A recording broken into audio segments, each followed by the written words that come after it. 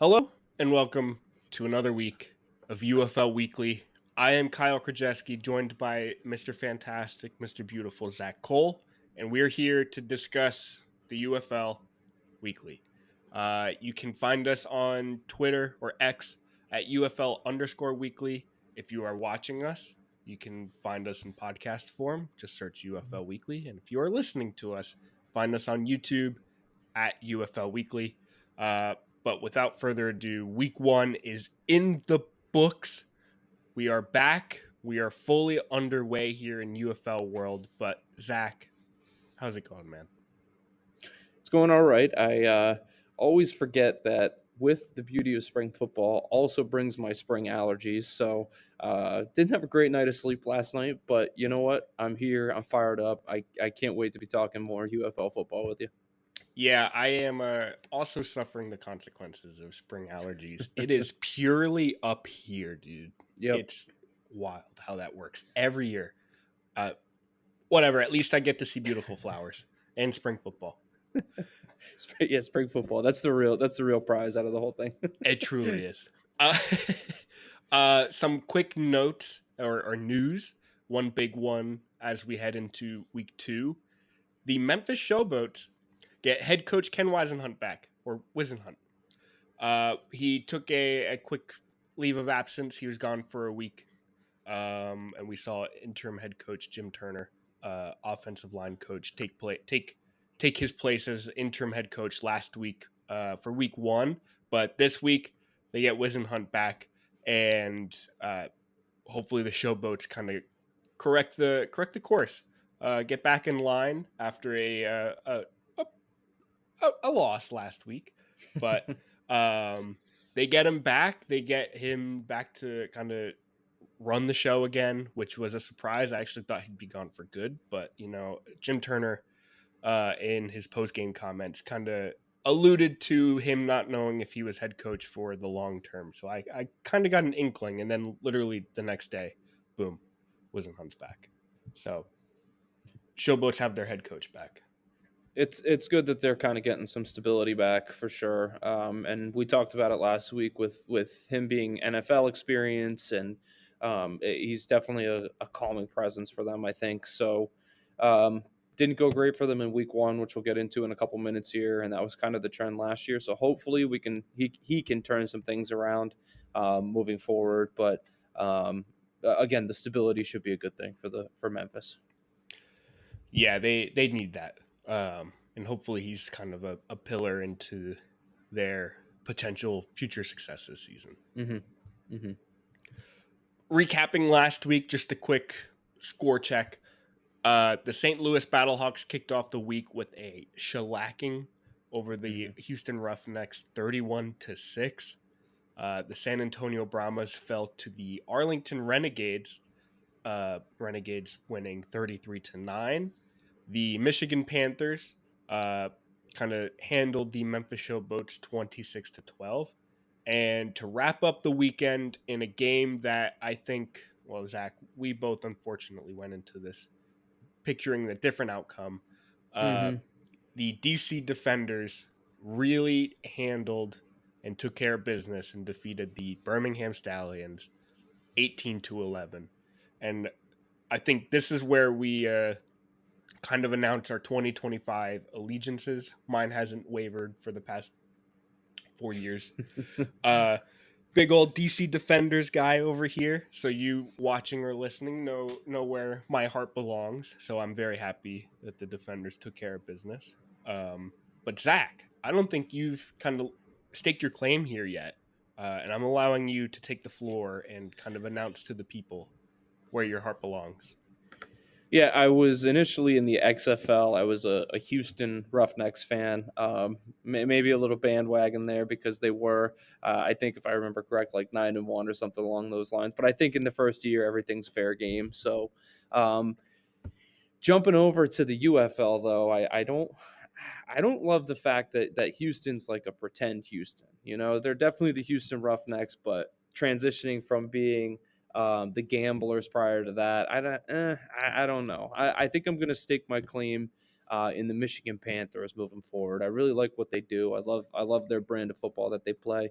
And from week one, I really like their quarterback too. And I think we'll get into that in a little bit here. But I liked a lot of the things that I saw from Michigan, and they just kind of seem to have an identity, and I respect that, and I like that a lot. So I'll stake my claim in the Michigan Panthers, the blue and brown, I guess, for the rest of the year. Yeah, what is it? Like a maroon, gold, and baby Yeah, blue? it's really not a I great love it. color I love combo, those. but I love that color combination, but hey, it's different, that's for sure. that's definitely for sure. No one else has those colors. But it's a beautiful color scheme.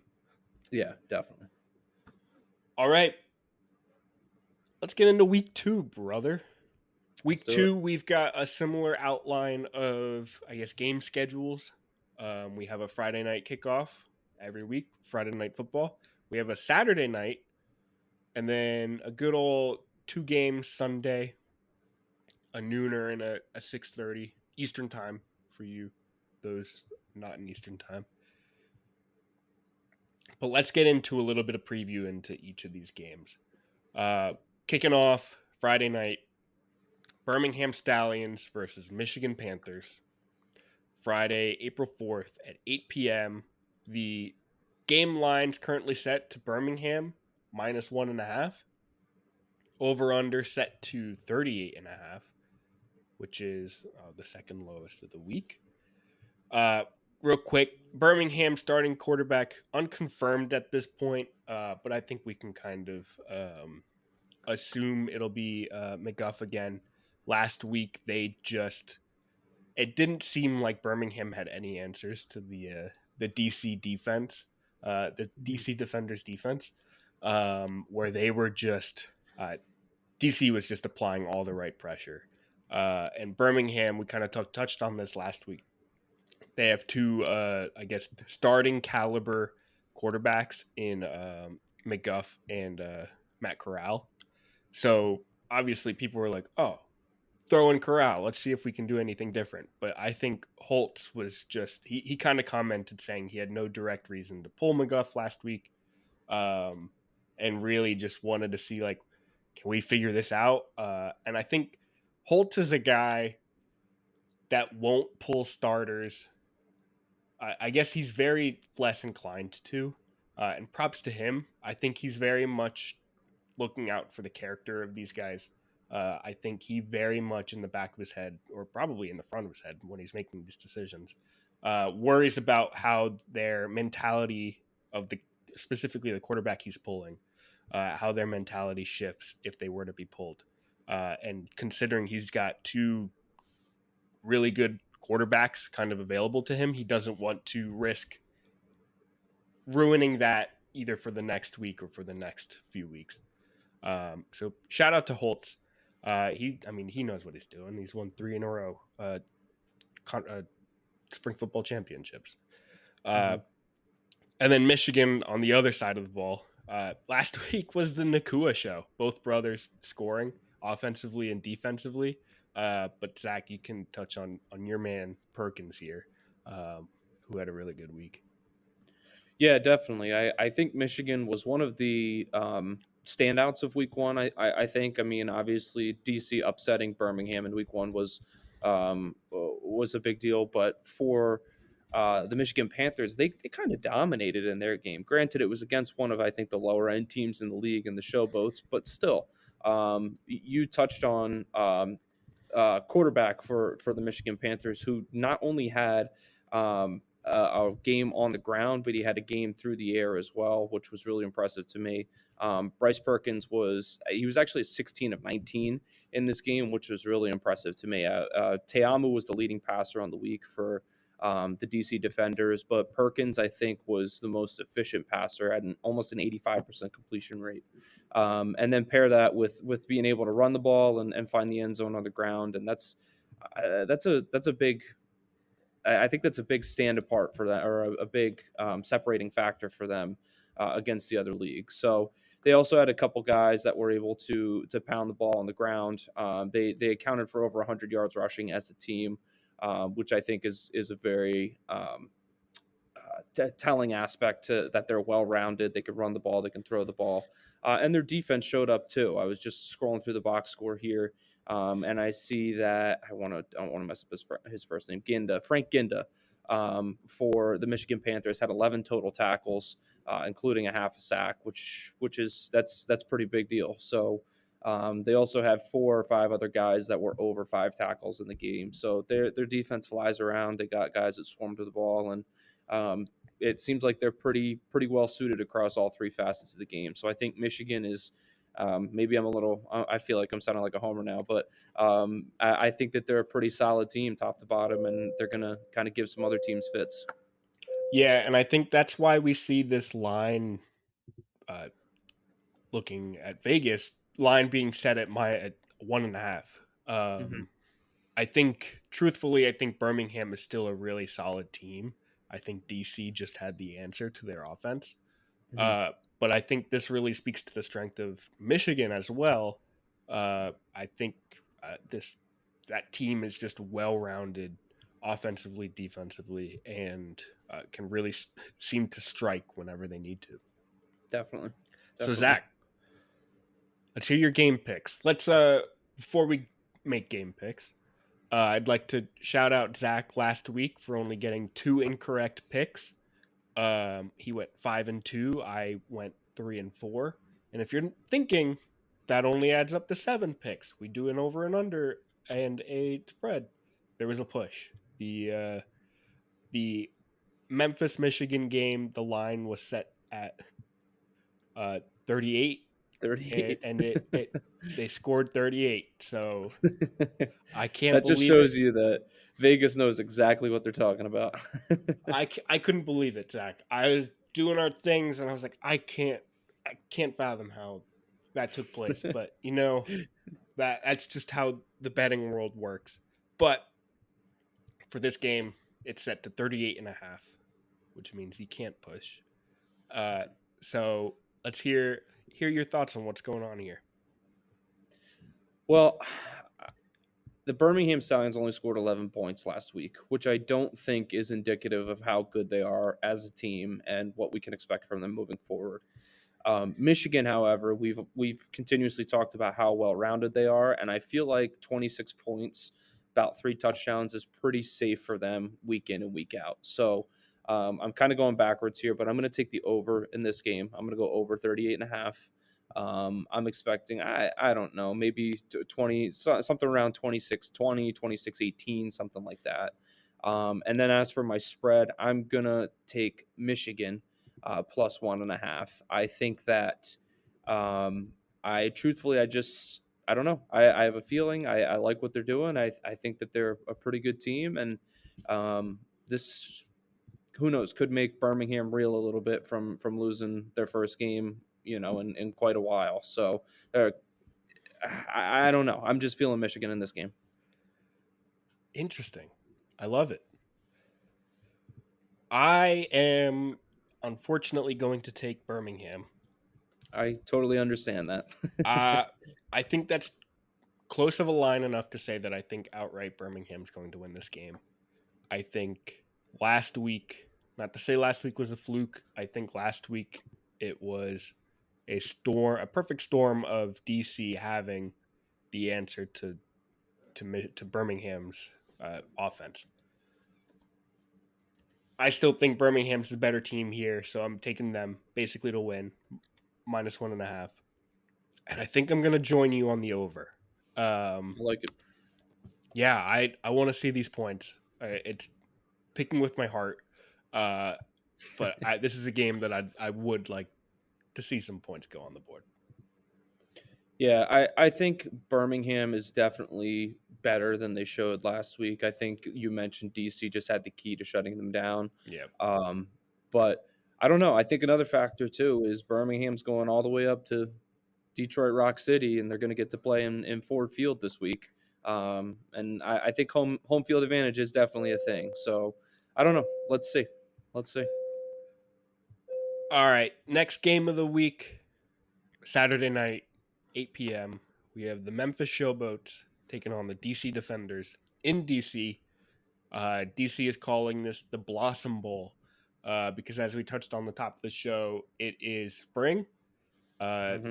Things are blooming, and it is cherry blossom seasons, especially in DC. So they are calling this the Blossom Bowl. Beautiful art taking place with that. Cherry blossoms have my heart. Uh, but this is a game where we see DC's defense really kind of being able to step up as we see the line set at DC -8, which I think is wild. Uh, Not even the longest spread on the week, but that is that's a widespread. Over Hmm. under set at 37. This game features on the DC side specifically two players of the week. We have the defensive player of the week and the special teams player of the week. On defense, Anthony Hines last week, 6 tackles, 2 tackle for losses, 2 sacks. This whole team had 8 sacks last week, which is bonkers. The next best was 3 in Michigan and St. Louis. Uh, Zach, the team allowed a total of 16 passing yards. And while they actually threw for 89 passing yards, the sack yards amounted to 73. Uh, when you do that, you just take away a team's overall ability to work, to function. Yeah. Um, and they get, I hate to say it, but they get a much, I guess, easier target opponent this week. Uh, but DC also has special teams player of the week. Matt McCrane, kicker, 4 for 4 on field goals, 4 field goals, 4 attempts. So even when they can't find themselves in the end zone, they'll find their way in between the goalposts. But this is a defense that is coming off a huge week and basically just gets a fresher opponent, especially with Wisenhunt back, which is Memphis's Hmm. notes. Wisenhunt's back, and then basically post game notes or post game takeaways I saw for the Memphis side. Expect to see plenty of wide receiver Jonathan Adams. Uh, Leads the Number one league, in the league. Hmm. yeah, leads the league in receiving yards. But this team loves him. Uh, in post game pressers, Jim Turner basically said, "Hey, he's an all star. He's NFL caliber, which in this league means a lot. Um, Hmm. Especially, and I think if he's saying that, this team believes that, and I think he's going to be featured. So if you're looking for a feature on this offense, look towards Jonathan Adams. Yeah, that's I think you hit the nail on the head. I'm expecting kind of a little bit of a lopsided affair in this one, and obviously the spread is Yeah, indicating that as well, being at -8 in favor of DC. I do think that as you mentioned, Kyle, seeing a league leader in one category has to be a little encouraging yeah, for the showboats. You know, Jonathan Adams definitely stepped up, and it wasn't necessarily fluky either because he had 6 catches. So you know, it wasn't like we've seen some big weeks from guys where they have 3 catches for 110 yards or something like that. So 6 catches for 93. He was definitely doing his thing, and he was acting as a big target. In the passing offense, I would like to see a little bit more out of their rushing attack personally. For Memphis specifically, I don't think that we saw them be as great as they possibly could be. I mean, their leading rusher, Deneric Prince, was all the way down at number 9 on the week. So, and if you figure everyone's got one, that puts them below being in the top 8. So, I really see this being kind of another lopsided affair. So I'm gonna hop into my picks here, let's and hear it. I'm gonna take DC -8. Ooh, I think that they're definitely the better team, and again, it's in DC. Home field advantage. Hopefully the cup snake will be out in full effect. Um, the beer snake. you know, Oh that's always yeah, the beer snake. That's always a good sign of things to come. So I'm going to take them -8, 37 points. Um, I'm going to take the under. I have not seen enough from the Memphis offense to give me any reason to believe that they're going to magically score points this week. I do think Ken Wisenhunt's going to help get them going the right way, but I don't necessarily know that it's going to be a 1 week turnaround and they're going to be good to go this week. So I'm going to take the under. I think that DC will win this pretty handily, and I think that Memphis probably is not going to score a lot of points. Ooh, eight's a wide margin, but 8 is a wide margin. But do you remember last year? I think we saw the Stallions cover like a -11 or like a yeah, -13 or they that something was like that. bonkers. They dominated. Yeah, I think I unfortunately think I'm gonna take the -8 as well. DC -8. Um, ah, DC, this defense is like brutal, and I know it's only been 1 week, but man, they just looked nothing could get past them, and I don't know how this Showboats team could counter that. Um, and I think I'm also going to take the under. Zach, I'm joining you on this one. It's Unfortunately, we live in Pennsylvania. We're closer to DC than we are to anywhere else. So I think we kind of know what the weather can be this weekend. And right now it's gloomy, and weather mhm. reports say it's going to continue being gloomy and wet for the next couple days. So we're probably going to see a battlefield of trying to run it. Um, yeah, give me the under DC -8. I picture it being like 20-6, which is Yeah, gross. just ugly game. Yep. Next game, our Sunday kickoff at noon Eastern. I don't know why they do an Eastern noon game when both of these teams are central. Uh, Houston Roughnecks versus Arlington Renegades. Uh, oh, do I have this wrong? No. Sorry, I'm looking at. I have You the got the odds wrong. line the Yeah, line all right, wrong. all Yeah. right. That's all Throw right. Go ahead. myself off. You look You, that up. I'll go ahead and yeah, you got introduce this. Arlington a little bit real quick here. So Arlington had an interesting week one, definitely in the rush game. They had three different guys that were kind of like the top dog at three different things. So they had Kalen Balaj, formerly of the Dolphins, formerly of the NFL, led the team in rushing with 110 yards rushing, but that was on this second most attempts. They had Day Hunter have the first most attempts on the team. He was like the lead back, but neither of them were the leading scorer in this game. Davion Smith had 3 attempts, 3 rushes, 3 touchdowns, Yeah, or three if attempts, you 3 yards, 3 touchdowns.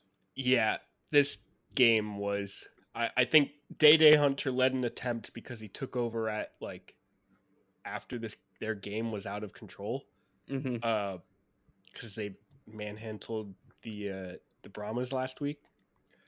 So this team, the Renegades, were just able to run, and that's where we saw Balaj take over, run the ball as far as he could, and then was just like, "All right, yeah, Day, you got this." And then Davion steps in at the goal line 3 times in a row Every and single time. Yeah. has the most perfect stat line you could possibly have. Yeah, But it yes, was you That's got a good it's a good rushing attack to see all three of them, and in the passing game, Luis Perez did what Luis Perez always does. He was 20 to 25 for about 160 yards passing, just kind of that rock steady guy for them. I think that they really again balance. They're a balanced team. They seem to have a rushing attack. They seem to have a passing attack, and that's what makes for a very good spring football team. yeah, and uh, Stoops said that we should expect to see kind of these two, Day and Kalen Balaj, be kind of the focal point on this offense, especially as Perez can handle his own in the air. But if they can keep running it, they're going to. Mm-hmm. So we can kind of expect this to be a rotating door of running backs, as especially if Davion can step in and score at the goal line whenever he wants. Yeah. Um, on the Roughneck side of the ball, this team had a rough outing last week. Really rough. Uh, Quarterback Anthony Brown was announced as the starter again this week. He started last week. Did not do too well. But I think like for the past couple of days we've been kind of considering if it's going to be Nolan Henderson or Anthony Brown at starting quarterback, Mhm. but it looks like the Roughnecks are rolling with Brown. But they could not get just anything moving last week. CJ Johnson, head coach, says their solution for now is we should expect more no huddle moving forward, try to spark some things. I unfortunately don't think that's going to be enough for this team. However, I mean, it's something. I'm hoping for the best for the Roughnecks, but unfortunately, and Zach, I'm just gonna roll right into my game picks. Mhm. Absolutely. I because I think Arlington is gonna just manhandle this game. I unfortunately think the Roughnecks look like the worst team in this league by a substantial margin, and I think Arlington looks like one of the best. They can score. They were able to stop last week defensively. I know we talked about Michigan being well rounded, but Arlington Mhm. specifically last week looked really, really well rounded. They had a lot Mhm. of like penalty mistakes that the Brahmas weren't able to capitalize on, but I don't see the Roughnecks being able to do the same. But I also expect Arlington to clean that up. But right into my picks, Arlington minus 9.5, widest range on this slate.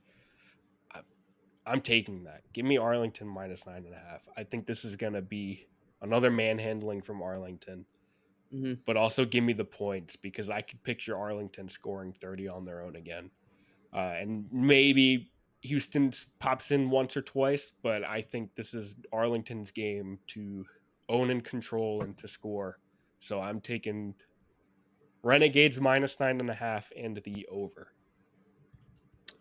I am with you on Arlington minus 9.5. As you were just talking there a little bit, Kyle, I was looking at the quarterback situation and the receiver situation for Houston. I will shout out Justin Hall Oh for yeah, dude Houston. isn't He had he's 5 catches, one of the 40 best yards, and a receivers in the touchdown. league Yeah, he's top. He's number consistently. 8 right now in the league. But then you kind of take a look through the other league leaders, and all the way down at 24 is their next receiver. So that's just not sustainable. And you were talking about the quarterbacks too. Anthony Brown was bad last week, 21 yards, 2 interceptions. And I think, truthfully, until they commit to Nolan Henderson, who had a much better outing. He had 68 yards. I guess not much better, but he did find the end zone, which kind of bumps him up. I don't think that Houston's going to be very good. So I'm going to take Arlington minus 9.5, and I'm actually going to take the under in this game. It's less because of Arlington and more just because I don't think the Roughnecks are going to score much, if at all. And I could see Arlington sticking around in the 20s somewhere and just not getting to that 39 number. Yeah, I think right off the bat, what we saw from Arlington last week tells me they might be one of the best teams in the league. I think Um, so too. I think Facing so off too. against quite easily the, if not one of the worst. Um, it's going to be an interesting game. It's probably why Yeah, it's on noon on Sunday morning. definitely. Final game of the week, 6:30 p.m. on Sunday. We have the San Antonio Brahmas facing off the St. Louis Battlehawks. First game of the season in St. Louis, and St. Louis packs that house. They call it Fill the Dome because Hmm. St. Louis loves their spring football. Game line set St. Louis minus 7.5, over under set at 39.5. And right off the bat, we have the XFL conference rematch from last season. This is a Battlehawks team that really also took care of business last week. 31, I mean, they took care of business against the Roughnecks, while the Brahmas could not capitalize on what was handed to them last week against the Renegades. Um, St. Louis had the offensive player of the week, or should I say offensive players of the week, as Hmm. it went to the entire O line, primarily because they forged the way for 273 total rushing yards, 4 touchdowns. Jarvian Howard currently leads the league with 115 rushing yards. Jacob Sailors is third in the league after starting this game and finishing the game with 98 yards. So we have the starting running back finished with 98. The backup running back started with 115. And I think we're going to see two-headed monster coming out of this backfield with the two of them now. Hmm. Uh, but then quarterback, Manny Wilkins himself had 2 rushing touchdowns. This is a backfield and a quarterback that looks like they can really game manage and uh, handle their own here, as the Brahmas really hope to bounce back after scoring just 9 last week. They couldn't capitalize on anything. The Renegades actually didn't play a clean game. They had plenty of penalties, and the Brahmas just couldn't capitalize. But I expect AJ Smith, offensive coordinator, probably has something cooking. He's probably one of my favorite coordinators in this league. So I'm hoping AJ Smith cooks something up to give us a good game this Sunday night. Yeah, I don't really have a ton to add to this one, Kyle. I think that this is a very dominant team with the Battlehawks. You don't accidentally rush for 273 yards. I also thought it was really cool by the league to give the whole O line the offensive players of the Yeah, week, because so frequently offensive linemen are just kind of underrated, undervalued. So shout out to those guys. Everyone will remember the name like like Jarvian Howard or Manny Wilkins, but no one will remember those guys' names. So good on the league for heck giving them yeah, some recognition for sure. The Brahmas, I thought were disappointing in week one. yeah, I do think that between the head coach and the offensive coordinator Smith, they're definitely going to find a way to get this going.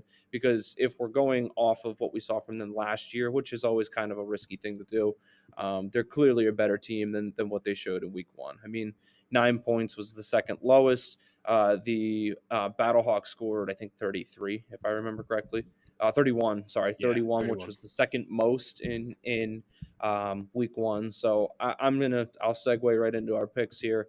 I'm gonna take the I'm gonna take the Battlehawks against the spread at home. I feel like that's just the thing this week. It's just these teams are all Yeah, playing at home. They're picked in a landslide victory, and I think that's what we're going to see.